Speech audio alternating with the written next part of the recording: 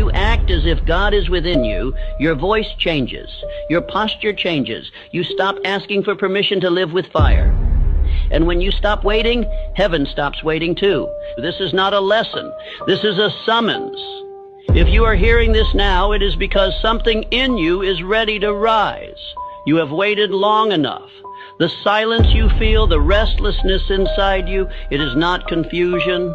It is a call, a divine order echoing from within, commanding you to stop living like you were forgotten. You were not made to shrink. You were not placed here to drift. You were sent, and the one who sent you does not apologize for power.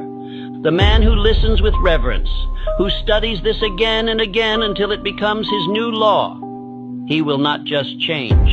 He will become the living proof of purpose, sent with clarity, walking with power, and finishing what heaven began. Now listen. Because the moment you believe this truth, you will no longer walk as a man. You will walk as one who was sent.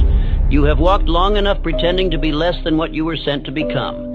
You have bowed long enough to fear. You have hesitated long enough in the shadow of doubt.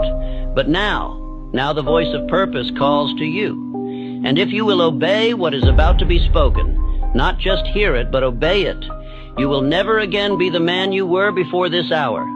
Because what I'm about to give you is not motivation. It is law, not advice, instruction. It is the truth of who you are beneath the story, beneath the excuses, beneath the hesitation that the world has taught you to wear. And here is that truth.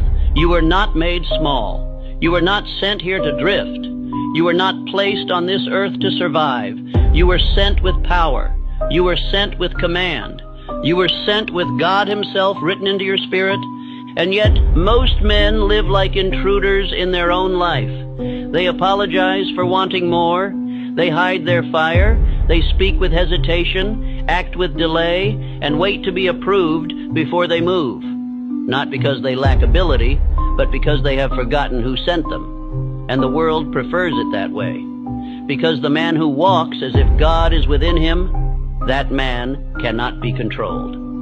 That is why this truth is not handed out in schools.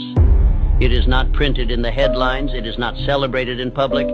Because when a man begins to think as if heaven lives inside him, he becomes ungovernable by weakness. He no longer listens to the noise. He no longer waits for support. He no longer serves fear. He begins to walk differently, speak differently, build differently. And the moment that man appears, systems that rely on confusion begin to